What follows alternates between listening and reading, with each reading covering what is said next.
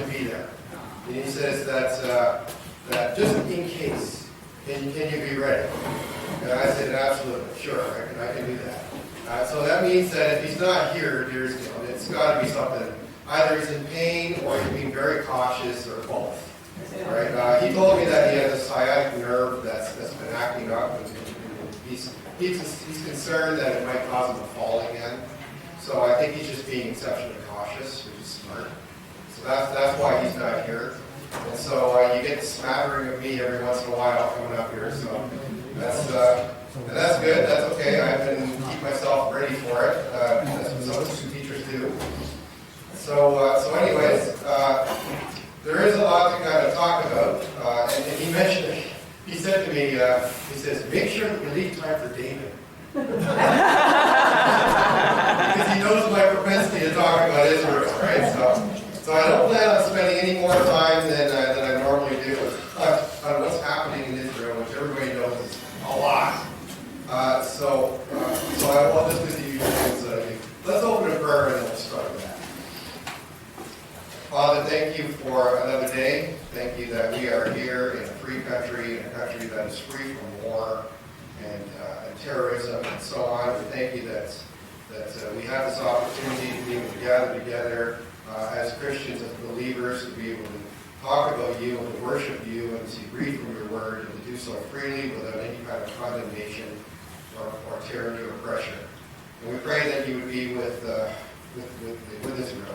We pray that for the peace of Israel. Just pray that you would protect them, protect your people as they are trying to defend themselves. And we ask that the events that are going on right now in the Middle East would be controlled by you completely, that people would know that you are in control, and that the outcomes would be according to your will.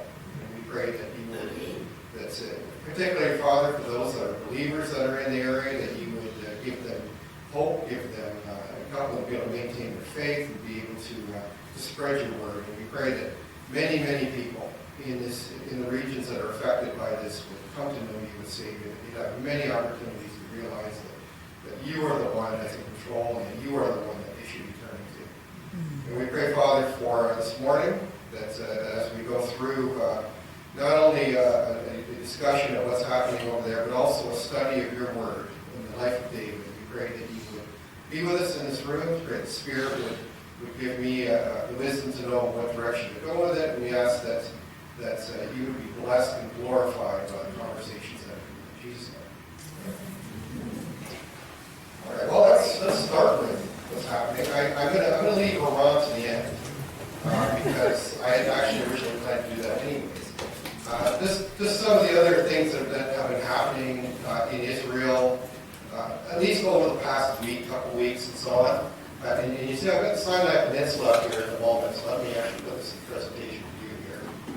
So this will be better. Yeah, I'll go with that. All right, so first off, actually, before we get to this, just a little bit on Lebanon. The IDF has still been sending waves of airstrikes into Lebanon. They've been keeping the Hezbollah crushed. And probably considering what's going on right now in the Middle East, that's a good thing. They're keeping them from rising up. And they believe that Hezbollah has been attempting to rearm, and so they're keeping them from doing that. And matter of fact, prior to the attacks that we've been hearing about, Iran was pressing the Hezbollah to make sure that they would attack if Iran would attack. And right now we've heard nothing. Hezbollah hasn't done anything since Iran has been attacked. So at the moment, their proxies haven't done anything. We'll talk a little bit more about that in a moment. So what I'm showing you here is Egypt. And this was a recent thing as well. The two nations that really haven't come into the news much in the Middle East concerning Israel are Jordan and Egypt. They've both been recently at peace with Israel. But on February 5th, just earlier in the month, Netanyahu warned that the Egyptian military has been getting stronger and said that Israel needed help to keep an eye on it to ensure that it didn't get any bigger. He acknowledged that Israel and Egypt have a relationship with common interests, but said nevertheless Jerusalem needs to prevent the Egyptian army from becoming too strong. So last September, as a matter of fact, Israel supposedly asked the U.S. to pressure Egypt to slow down its military buildup in the Sinai Peninsula, because that's where the border is between Egypt and Israel. So I mean, where you see blue, that is Israel. Where you see red, that's Egypt, and that's a long border. And apparently, in the Sinai Peninsula, Egypt has been constructing runways for fighter jets, and underground sites appear to be being built for storing missiles. And so Israel is concerned about that. So there's some concern at the moment in Egypt. If we move over to Israel itself, this is the IDF Chief of Staff, Eyal Zamir. He said that the Israeli military, this is what he said just a few weeks ago. He said the Israeli military is preparing for a number of possibilities, and we must remain alert and constantly ready for decisive victory in a multi-front war. Even as of a month ago, Israel was preparing for the possibility of being attacked from various directions. And so they've been ready for it. I'm sure they've been planning for it for decades. And they're going to be ready for anything. On February 15th, just a couple weeks ago, the Israeli cabinet, and this is the West Bank, the Israeli cabinet authorized the creation of land registration for Area C of the West Bank. Area C is what you see is mostly the West Bank. It's that orange-yellow color there. If you didn't realize it, the West Bank is divided into three areas. Area A is administered by the Palestinian Authority. That's the government that was ruling Gaza before Hamas took over. And they are theoretically in control of the West Bank. Not really, but at least the Area A that you see there, which is kind of lighter blue, that's being controlled by the Palestinian Authority. It's supposed to have nothing to do with the Israelis. Area B is the darker blue, and that is administered by the Palestinian Authority, but it shares security control with Israel. So the Israeli military can go in there without any problems and deal with any issues that might be going on. And Area C is administered by Israel. And that area has been getting bigger and bigger because settlers have been moving in and have been trying to push out the Palestinians that are in that area.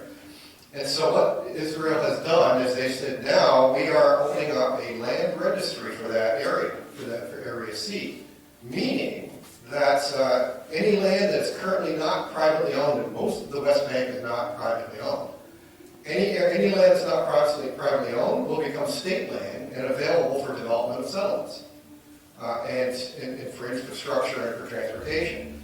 And the one thing to note is that whenever Israel makes land available for that, it's usually made available exclusively to Israeli settlers. And so you can see what's happening here. Israel is attempting to take over the West Bank. That's what they're trying to do. And according to international law, I guess you want to put it that way, this is supposed to be occupied territory. This is not supposed to be Israeli land. This is supposed to be for Palestinians. So 85 countries and counting have signed a Palestinian-led joint statement condemning this, saying it's an unlawful expansion into the West Bank. And this is going to create problems, it's going to create violence, and it already has. As a matter of fact, the other issue that's been popping up in Israel is violent crimes targeting Arabs has been reaching a critical status. As of the middle of last month, 46 Arabs had been killed, 252 was the record for last year, 252 total. They were 46 as of the middle of February already. Number of Arabs that have been killed. It's on track for about 360, so they're going to set a record for this. And the main issue is the Arabs have been saying that the Israeli law enforcement has been neglecting their duties. That whenever an Arab is killed, not much is done. And that's the concern. So the president, Isaac Herzog, he's the president of Israel, as opposed to the prime minister, who's Netanyahu.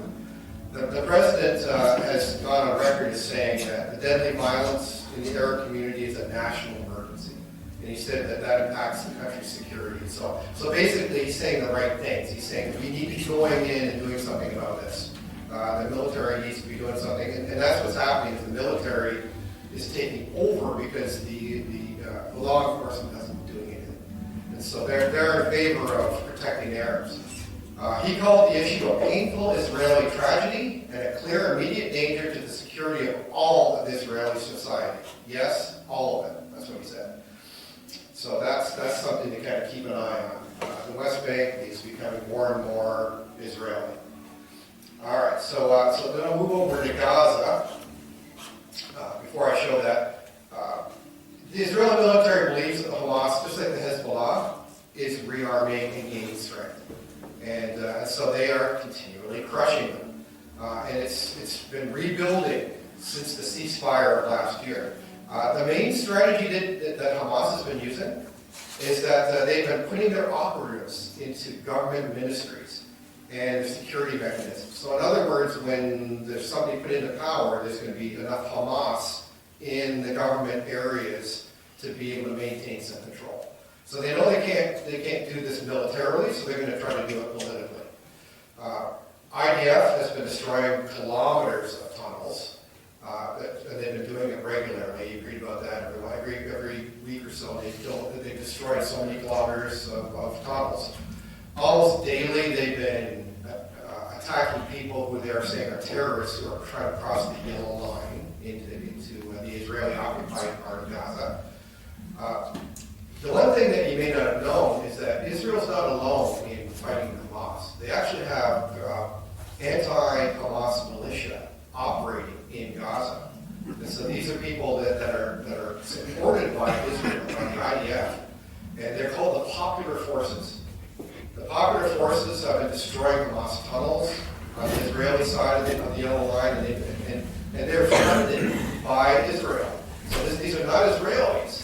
These are Palestinians who are anti-Hamas. So they're getting food, they're getting supplies, and everything from Israel to fight Hamas. The IDF has said that it's prepared to enter Gaza and destroy Hamas if the terrorist organization doesn't disarm, and they're only waiting for Trump to do his thing.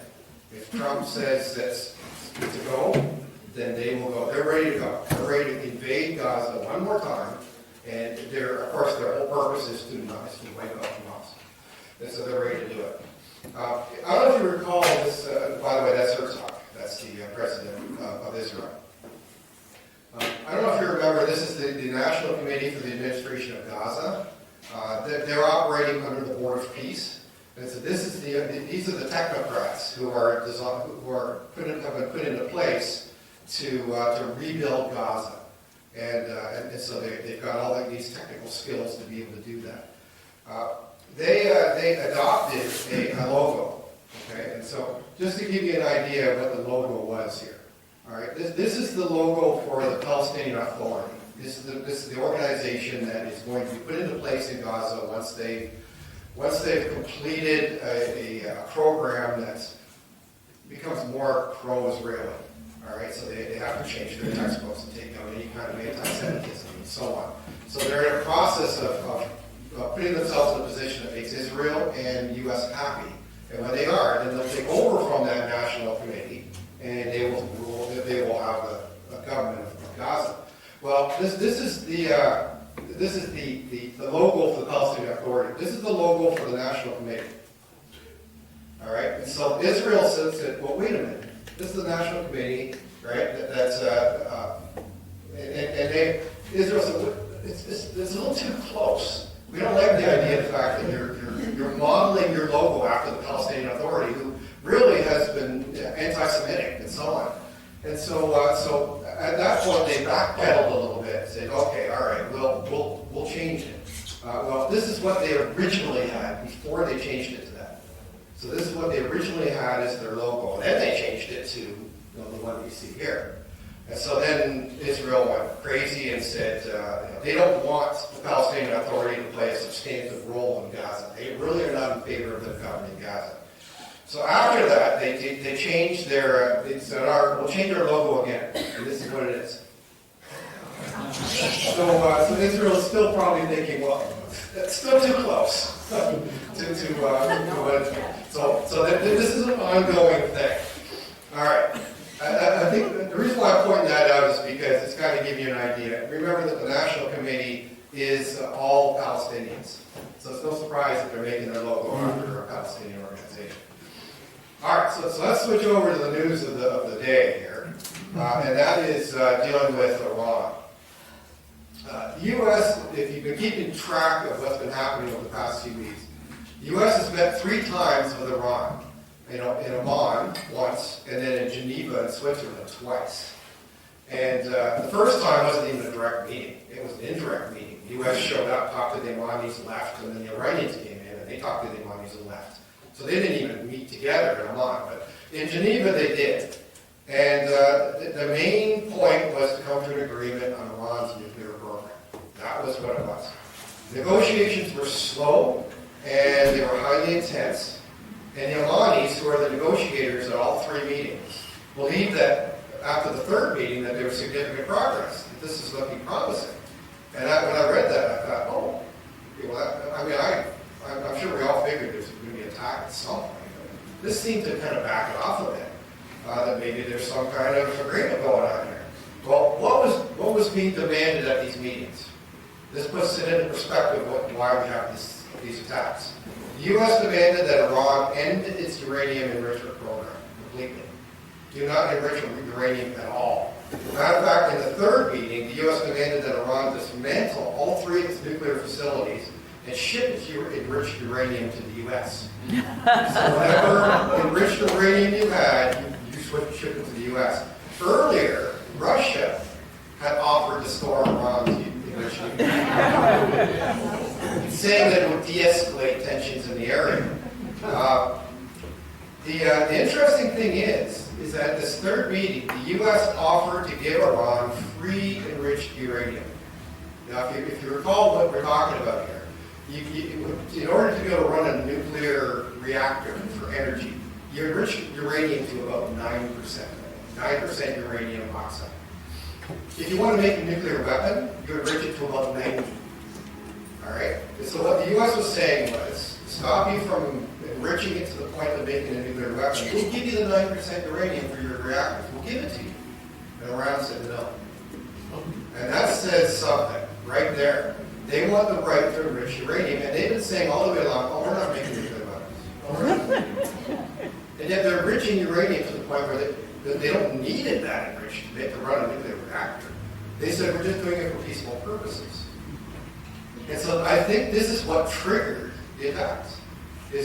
Trump said, we offered to give them the uranium to run their nuclear reactors, so that it wasn't enriched enough to make a nuclear weapon. And they said, no, we want to continue to enrich our own uranium. To what purpose? Well, obviously, it's to make a weapon. And so this is probably what Trump realized, and so this is what's causing it. Also at the time, the U.S. demanded that whatever nuclear deal they agreed upon would be permanent. Because a lot of these deals tend to have end dates. We wanted this to be permanent, that it would never change. And so all these things were issues with Iran. The U.S. also demanded that Iran end its ballistic missile program. Again, these are missiles that are designed to be able to reach certain countries in the region, and you know what country we're talking about. It would be Israel. And Trump said that there was some evidence that Iran was developing ballistic missiles that could reach the U.S. And there's been no evidence of that. The news organizations I've been reading has been stating that Trump really didn't provide any evidence of that Iran was doing this. But that's what he believed. Iran said that was non-negotiable. So in their meetings, they said, we're not talking about ballistic missiles. We are going to be able to, we're going to build ballistic missiles if we want to. You can't stop us. And the third thing that the U.S. demanded was the end of support of terrorist proxies. Stop sending money and weapons to Hamas and Hezbollah and so on. Well, as you already know, on the 28th, which was just yesterday, the U.S. launched what they call Epic Fury, Operation Epic Fury. The Israelis called it Operation Roaring Lion. And it was a joint coordinated attack on Iran. They timed it, apparently, for when, and this is the reason why it happened now, was because it just so happened that they got intelligence that said that a lot of Iran's top leaders were meeting at the same time in the same place. And so I guess they saw a window of opportunity. This is why it happened when it did. And the targets were ballistic missiles and their launchers. and other military targets, as well as the residences of senior Iranian figures. And as you probably already know, that included the supreme leader, Ali Khamenei, who, according to Israeli sources early on, they said that Khamenei was killed in the attack, as well as several other officials. And Iran denied it. They said, oh, our leaders are all safe and sound. And then eventually they had to backtrack and say, no, he was killed. And as a matter of fact, evidence shows that he was killed in the first attacks. Apparently there were 60 bombs that landed on his residence. So they were making sure that they took him out. All right. So he was meeting with his inner circle, and there was a number of top officials that were killed in that attack. The president, Pezeshkian, is still apparently he was attacked, but he managed to escape any kind of anything else. Putin, just to show you what Russians, I mean, you can already picture Russia, China, North Korea, they're all condemning the attacks.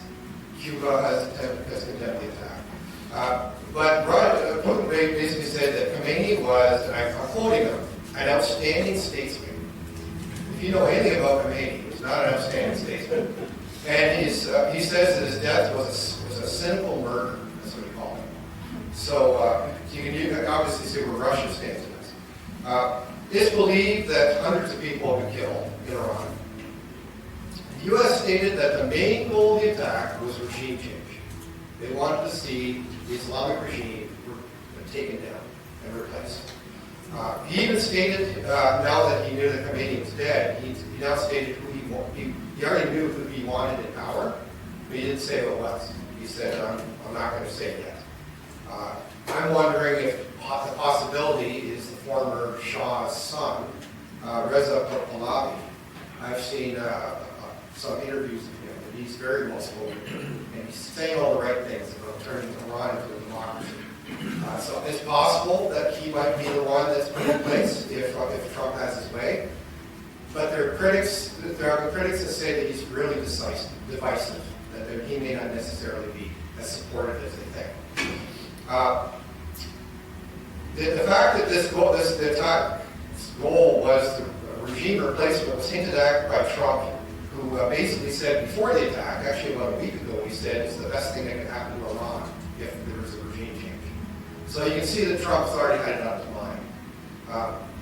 Israel also stated earlier, again about a week ago, that it believed that the Iranian regime could be brought down with military strikes.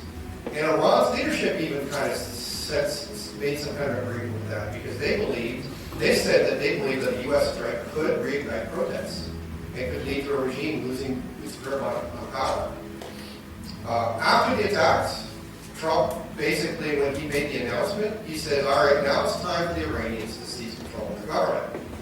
And he says this is the first time maybe in generations you're going to have an opportunity to do this. He says this is the time to take it. And so he's pushing hard for this.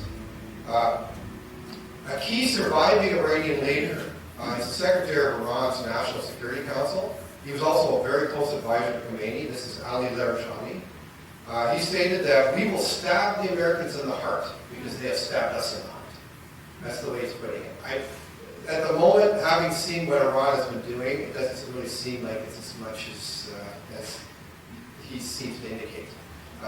Iran retaliated after these attacks, and they sent missile strikes everywhere. Not only in Israel, but in 7 other countries all around. Matter of fact, this map shows it. Everywhere in red, this was as of sometime last night, this map. It's changed since then because there's still attacks going on. Israel's still attacking. Iran is still attacking, but this is as of last night. What you see in red is the U.S. and Israeli actions. What you see in blue is the Iranian actions. And you can see Israel, of course, got hit, but there are nations, there were 7 other nations all around that were getting hit. And what they were targeting were U.S. military bases. And they sent hundreds of missiles, thousands of drones, is the report, to all these places. The U.S. reported that there have been no injuries to Americans, only minimal damage to the bases. A lot of these other countries have been shooting these missiles down. Abu Dhabi has been doing that. Jordan shot down some missiles. and so on. So these are neutral, supposedly neutral nations that have been neutral with Iran. Israel reported as many as 40 ballistic missiles that have been fired at them in the initial attack, and apparently there's been at least 6 missile attacks so far from Iran into Israel, and there's probably more going on. Right after the attacks into Iran, Netanyahu placed Israel in a nationwide state of emergency, so lots of people have been spending time in shelters. And up to this point, there's been about a half dozen or so, I think, or maybe closer to a dozen of Israelis that have been killed. There's a few dozens that have been injured. That's the result so far from all these attacks. And again, there has been no attacks at all reported yet from any of Iran's proxies. Hamas have been quiet, Hezbollah have been quiet. The Houthis have said that they're ready to start attacking shipping off of their coastline. And that might start happening again, we'll have to see. But a lot of these proxies have been, of course, they condemn the U.S. and they've been calling for all Muslims to unite and to confirm solidarity with Iran. That's what they've been saying. The concern at the moment is that they're trying to incite terrorist activity throughout the world, especially in the U.S. And the U.S. has put the FBI have been on alert for any kind of terrorist activity in the U.S. itself. And so nothing has been reported that I've read, but that's the main concern at the moment, is that that's the one way that the U.S. could be attacked. And Trump said that they're preparing for a sustained days-long and even weeks-long operation against Iran, and that it can become a far more serious conflict than previously seen between the two countries. He says that they're going to keep going until there's a regime change. But I read an article that said basically there's no precedent that airstrikes have ever changed a government in a country. There's never been enough. And so what they're going to do from this point on is hard to say. The reaction in Iran has been mixed. As soon as many of them found out that Khamenei was dead, there was celebrations in the streets. But there were also pro-regime protests that went on. There were a lot, and there's some pretty big crowds of protesters. And they declared a 40-day period of mourning for Khamenei. So right now, Iran is split. And this is the challenge for the U.S. If Trump wants to put somebody in power, it's not going to be as easy as it was in Venezuela. If you've been reading anything about Venezuela, where he took out the president and put his deputy in place, and Trump already knew who he wanted in place in Venezuela. He's doing the same thing in Iran. And so he's probably going to try to put somebody in place. There's a lot of critics that are saying it's not going to be as easy as it was in Venezuela. So keep an eye on the news. It isn't daily, it's hourly. I was, this morning up until the time I left, I was refreshing my news websites. Constantly, I was, just before I went out the door, I checked it one more time. And then left. It's changing, like every few minutes. There's something that's new that's been happening. So keep an eye on it. Pray for the peace of Jerusalem. This is probably not the best time to visit Israel, but there's, I didn't want to say that, sorry. Hopefully in a month, I think that some people are planning going in a month. Hopefully in a month it'll basically calm down. It'll be a wonderful time to visit. All right, so let's stop from that, and we'll move actually into the study of David, which is again the main reason why I'm here. And if anybody has anything else that they can say, if there's anything that you're aware of that I didn't say, just let me know. And maybe there's other information that I didn't see. All right, David, yes. I'm curious, what source are you getting for your news about what's going on? I jump around. I like the Times of Israel. Times of Israel, that's where I get a lot of the stuff that's happening inside Israel, what's happening in the West Bank. I get that from the Times of Israel because you don't read about that in the major news outlets. But CNN, Fox News, those are two areas that I've been mainly gathering a lot of, especially since this attack. CNN has been the one that I've been jumping on most. But yeah, those are the ones I've been looking at. In case anybody's ever wondering. All right, so let's jump into the life of David here, just to give you a recap, because it has been a month. Matter of fact, it was February 1st, the last time when I was up here. So a month later, where are we? Well, you can see the map I've got here. It shows Mahanaim, which is up in the northern part of the map here, and Jerusalem in the southern part. This is after the Civil War. This is after David's men defeated Absalom's men. Absalom is dead. Civil War is over. David's sitting in Mahanaim, and he's anybody that is going to be challenging him for the throne, they're all gone. He's got no challenge now. So he could, if he wants, storm back into Jerusalem and take over the country, if he wanted to. He has chosen not to. So where we are, by the way, is 2 Samuel 19. All right, so in 2 Samuel 19, we read that David did not choose to just run back to Jerusalem and take over. He chose to be welcomed back. So he waited for his own people to welcome him back. And the northern tribes other than Judah, they were the first ones to send a welcome to him, saying, we'd like you back as king.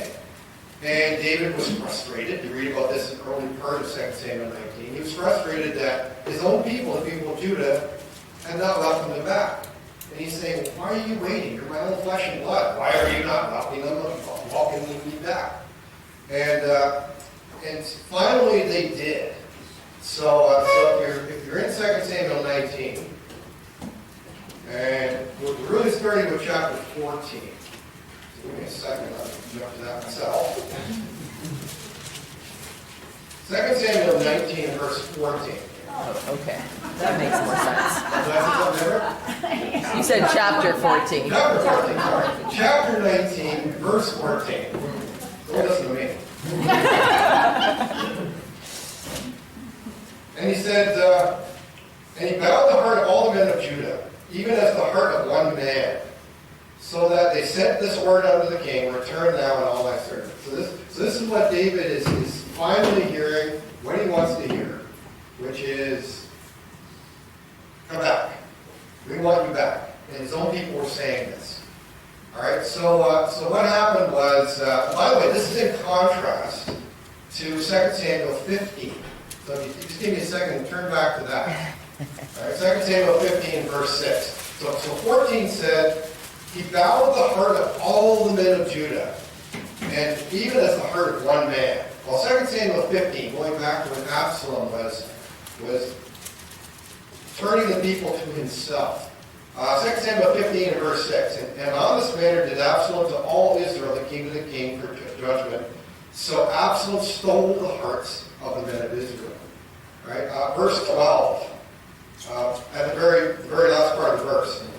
And the conspiracy was strong. The people increased continually with Absalom. Verse 13. The hearts of the men of Israel were after Absalom. So these are where all the hearts of Israel were. And now in verse 14 of 2 Samuel 19. And he bowed the heart of all the men of Judah, even as the heart of one man. And, I mean, the way this is worded, it seems like they all at once had turned themselves to David. And so the emotions must have been pretty strong for this. This is what it's indicating. Very fickle people, if you think about it. They were after Absalom? Oh, no, now we're after David. I mean, you can see the fickleness that's going on here. Easily persuaded. But that was enough for David to say, I'm going to return to Jerusalem. So he starts his way to Jerusalem. And more than likely, this is the route that he took. He would have started Mahanaim, would have gone down the eastern side of the Jordan River, and he was going to cross right where Gilgal is, wherever Jericho is, and so on. He was going to cross into Judah there. And Gilgal, by the way, was a town about 8 miles east of Jerusalem. It's basically the distance from here to Portland. That was the distance that he would have had to travel. And the questions have come up. Why did David cross there instead of further up? Why didn't he cross right around Sukkot and then come down that way? And it's the general feeling is because this is where the people of Judah set themselves up to welcome him across. Matter of fact, they had set up a ferry boat ready to take him across. So rather than crossing into the northern tribes, he went down and he crossed over to Judah. That was his decision, probably because that's where his people were. And he was met, before he crossed the Jordan, by his own tribe, plus 1,000 men from the tribe of Benjamin. So let's read that. So once again, 2 Samuel 19, in this case, verse 15. So the king returned and came to the Jordan. And Judah came to Gilgal to go to meet the king, to conduct the king over the Jordan. All right, so he's got his own people meeting him. And then if you skip over to verse 17, and there were 1,000 men of Benjamin with him. All right, so Benjamin ended up coming with Judah, and they were there to welcome him. Verse 18, and they went over a ferry boat to carry over the king's household and to do what he thought good. So this was the whole plan. They brought a ferry boat. They were going to bring him across into Judah, and then begin the process to travel to Jerusalem. But on the way, at various points in his return, David was approached by various men. And this is similar to what happened when he left Jerusalem. I don't know if you remember that, but when we were covering him leaving Jerusalem and Absalom was on his way to Jerusalem to take over, David left on his second exile and he went to Mahanaim. And on the way, he stopped to talk to these people. He stopped to talk to these people. He stopped to talk to these people as he's leaving. Well, now he's coming back. He stopped to talk to these people. He stopped to talk to these people as he's coming back to Jerusalem. All right, and the first person he meets, no surprise, is the person that insulted him, which was Shimei. All right, so that was the first one. Shimei the Benjamite. And this is in verse 16. And Shimei the son of Jerah, a Benjamite who was of Bahurim, hastened and came down with the men of Judah to meet King David. All right, so he's from Benjamin. If you recall, he's known for being the one that cursed David as David was leaving and escaping into the wilderness 1 year earlier. So let's just turn back to that for a moment. 2 Samuel 16. Take a look at what he said. 2 Samuel 16 and verse 5. And when King David came to Bahurim, after having left Jerusalem and on his way to Mahanaim, and he's depressed and he's down, and behold, there came out a man of the family of the house of Saul, whose name was Shimei, the son of Jerah. He came forth, cursed continuously as he came, and he cast stones at David.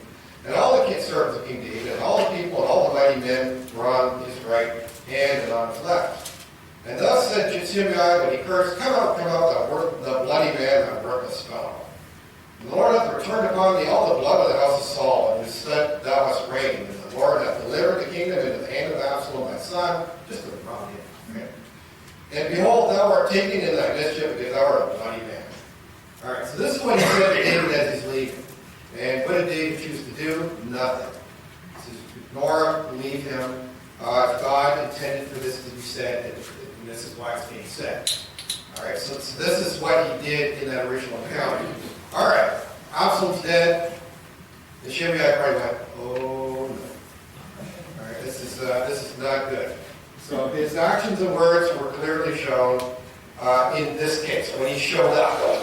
All right, he was fully aware that David had retained his kingship. He's king again.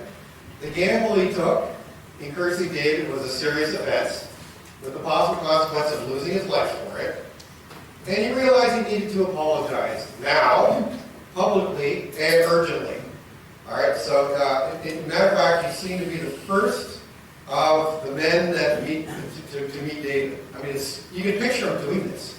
The first opportunity that the men came across to bring David back across the Jordan, he was at the front of the line. Right? He was ready to state his case. All right, so verse 17. Actually, sorry. Actually, we will leave that for a second, and we'll jump into. Oh, let me jump to my notes. All right. Just by the way, to help us cause. This is what Shimei probably did in the attempt to save his own life. All right. First off, he arrived with 1,000 Benjamites. You read that in verse 17. There were 1,000 men of Benjamin with him, with Shimei. So this leaves open the possibility that he brought those 1,000 people with him to welcome David. And I mean, that would be a pretty impressive sight. If he was the one responsible for bringing all those people, look how much we want you. right? That's what he's trying to do. Of course, it remains the possibility he was just one of the 1,000 that came, and he wasn't really leading it. But it leaves open the possibility that he brought them with him. And also what he fell down before David.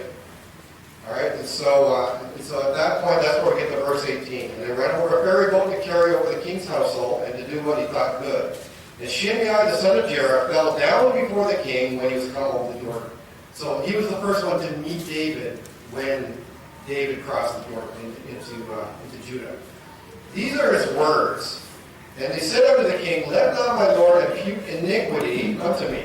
Neither do thou remember that which thy servant did perversely the day that my lord the king went out of Jerusalem, that the king should take it into his heart. For thy servant doth know that I have sinned, therefore, behold, I have come the first this day of all the house of Joseph to go down to meet my lord the king.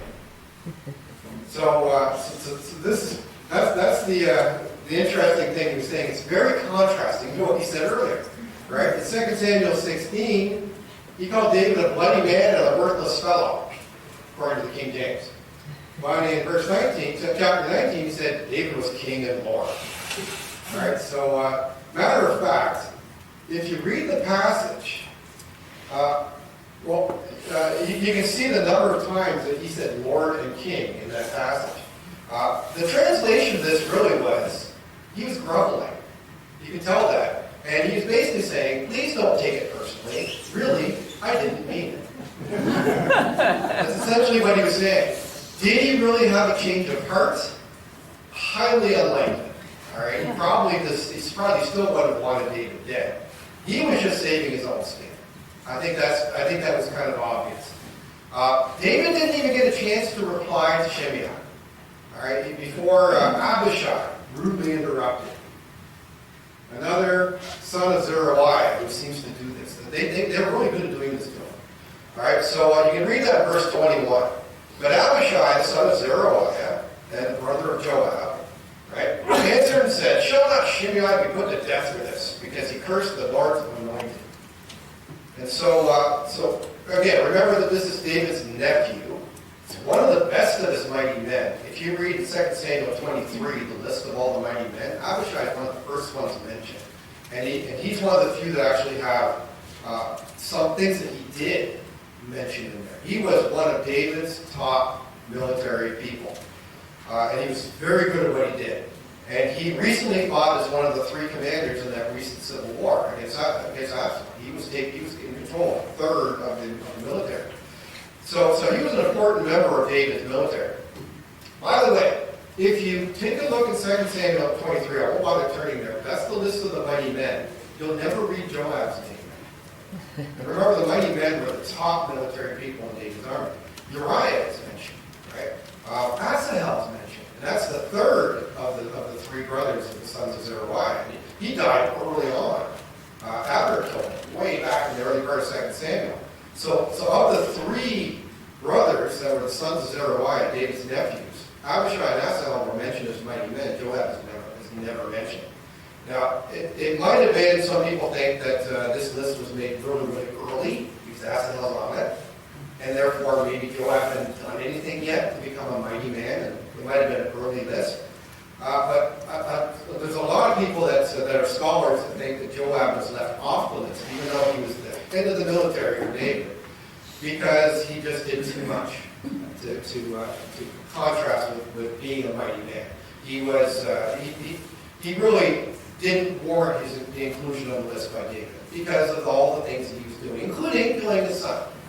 Right? So that's probably why Joab's not on that list. But that's an aside. So instead of listening to Abishai, who said, "Kill him. Let's kill him now." All right. David said, "What have I to do with you, you sons of Zeruiah, that you should this day be adversaries unto me? Shall there any man be put to death this day in Israel? For do not I know that I am this day king over Israel?" So instead of listening to him, saying, "Let's put Shimei to death," David called him out, and he expressed exasperation with Abishai. "What have I to do with you sons of Zeruiah?" He said this a few times now. This is at least the second, maybe even third time, I'm not quite sure, where he said, "What have I to do with you sons sons of Zeruiah. You'll notice that he used the word sons in that verse, not son. So he's not just talking about Abishai. Abishai was the one that said, let's kill him. He said, what am I to do with these sons of Zeruiah? All and so Absalom's dead. So who else is he talking about? Joab. So what am I to do with you and Joab? He says, and Joab more than likely was there and probably agreed with him. That's the thinking. Actually, it was 3 times. I've got to read in my notes here. There were 3 times that he said this. When Joab killed Abner against David's wishes, David did not want Abner dead. He said, these men, the sons of Zeruiah, are too hard for me. And then in 2 Samuel 16, when Abishai first suggested killing Shimei, because on the way out, when Shimei had 12 stones, it was Abishai that said, let's kill him. And now he's back, let's kill him. This is the second time he said, let's kill this guy. And once again, back then David said, what am I to do with these sons of Zeruiah? And then of course it happened here. Well, David called him, by the way, literally basically this is what it's saying. What do we have in common? What do you and I have in common? That's what he's saying when he says, what am I to do with you sons of Zeruiah? All right, well, David called him, Abishai, and probably Joab, adversaries. He says, what am I to do with you? Up here. He sons of Zeruiah, that you should be this day be adversaries unto me. Once again, the words that we read translated in English doesn't carry the seriousness of this statement. And so I was going to pause for a little bit that we have left. I want to examine what he meant by adversaries here. All right, so let me jump into the Hebrew translation. What was David saying to Abishai, to his own nephew, to one of his best mighty men? All right, so I'm going to jump into it here. So David called the sons of Zeruiah, Abishai, Joab, his own flesh and blood nephew, and 2 of his top commanders. He called them adversaries. So let's examine the significance of this. All right, so the Hebrew word, which was translated into English as adversaries, and I'm not going to tell you what that Hebrew word is yet. It was used in other situations in the Old Testament as well. All right, and so I'll give you some hints here. In Numbers 22, this is when we're dealing with the prophet Balaam. If you recall that he chose to disobey God, and in other words, he was taking money to curse the Israelites. God told him not to curse. He sent an angel for an adversary against him. God sent an angel against Balaam for an adversary against him. The NIV actually says the angel was sent to oppose him. 1 Samuel 29, here's another example where adversary is mentioned.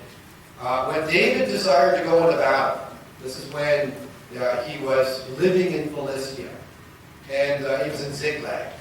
And when he found out the Philistines were going to go and fight against the Israelites, he offered to join them.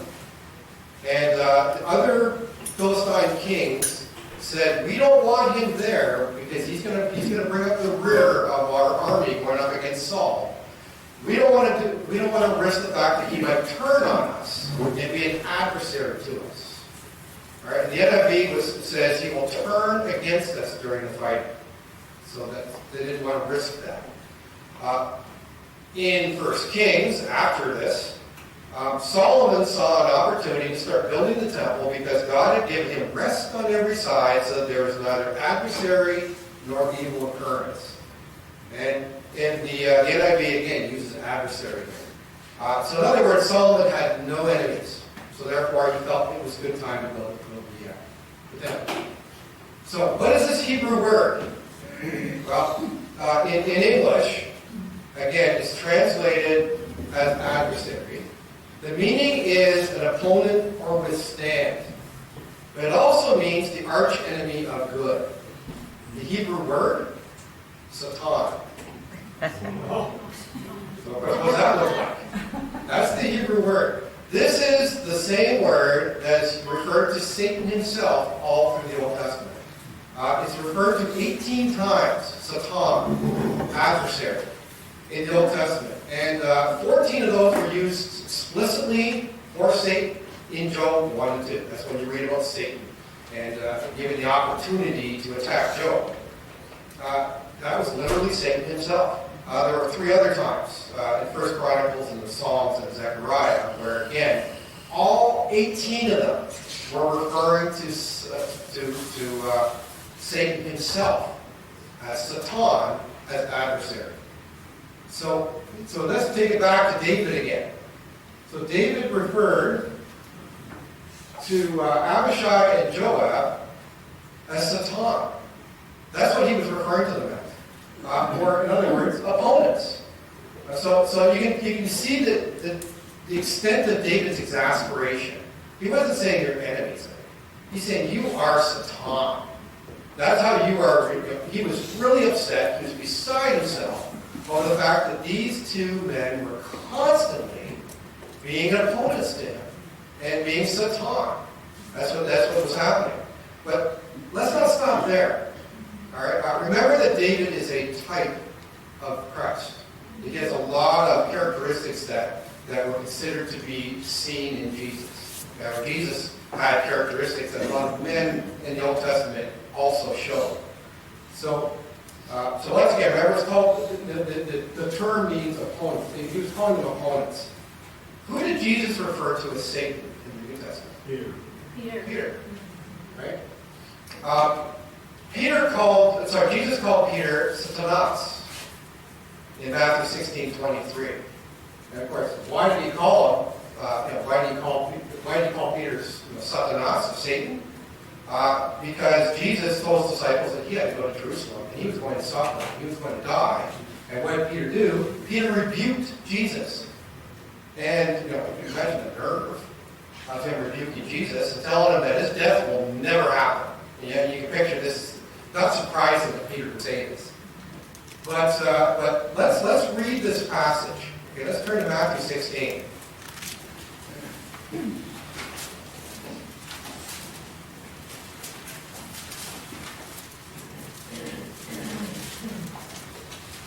Matthew 16, verse 21.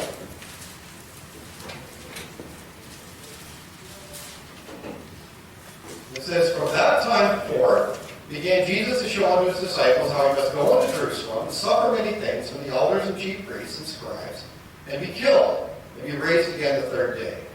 Then Peter took him." Make it imagine. So he took him. You can probably say, probably grabbed him by the shoulders. All right, took him and began to rebuke him, and saying, "This is not going to happen.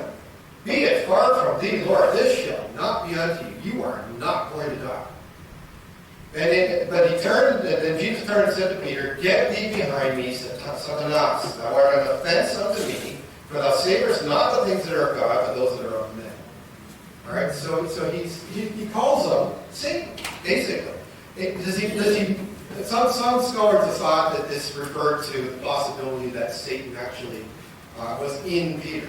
I don't think there's any indication of this at all. He was calling him an adversary on the level of Satan, basically. The NIV says, "Get thee behind me, Satan, you are a stumbling block to me. You do not have in mind the things of God, but the things of men." So, you notice that the words offense and stumbling block, they carry the same meaning, right? And so that basically is the same meaning as adversary, same meaning as opponent, as Satan. And so by calling Peter Satan, what Jesus saw him as was an opponent. He saw him as an adversary. And when you see David saying the same thing to Abishai, the level of emotion that he reached, "You are an opponent to me. You are like Satan to me." This is what Jesus was saying to Peter, the man that he loved, and that he commended later as being a leader in the church. But he said, "This moment you are opposing me as an adversary like Satan," is what he's saying. So the emotion that you can't read in English comes out in the Hebrew and in the Greek. So anyways, that leads us to this last little bit. I'm going to stop here, but if you read further into 2 Samuel 19, you notice that David again decided not to execute Shimei. He had a second opportunity. to execute Shimei, and he didn't do it. And he even swore an oath, I won't kill you. But if you know anything about what he says in his deathbed in Solomon, Shimei's name comes up. And he says, dude, he basically tells him, you don't see it directly, but he basically tells him, kill Shimei. And so what I wanted to do next time I'm up here, and that is, I don't know, I want to get into the topic of forgiveness. Because it sure looks like when you read in 2 Samuel 19 that David is forgiving Shimei. I'm not going to execute you. And he swears an oath he's not going to kill him. It sure looks like David's forgiving him. It's obvious he's not, because later on he tells Solomon to kill him. But that brought to mind, what is forgiveness? And because we're called to forgive. And so that's a topic I'm going to get into next time I'm up here. And when's that going to be? Depends on the sciatic nerve. So hopefully Pastor Bell will be here next week. Keep going. He desperately wants to be here. Even I could hear it in his voice last night. So pray for him. Pray that he's more confident in walking. That's the main reason. He's very concerned about falling. So that's the thing to pray for. Anyways, thanks everybody for coming. Keep an eye on the news. Mark, yes. Yeah, I think was it Peter later on in his epistle said, our adversary, the devil, Yes, it was. prowls about. Oh, very good. Very good point. Yes, Peter was the one that said that your adversary, the devil, is prowling. That's a good point. So I wonder if you remember this. Because he used the same word. It's a good point. Thanks. All right.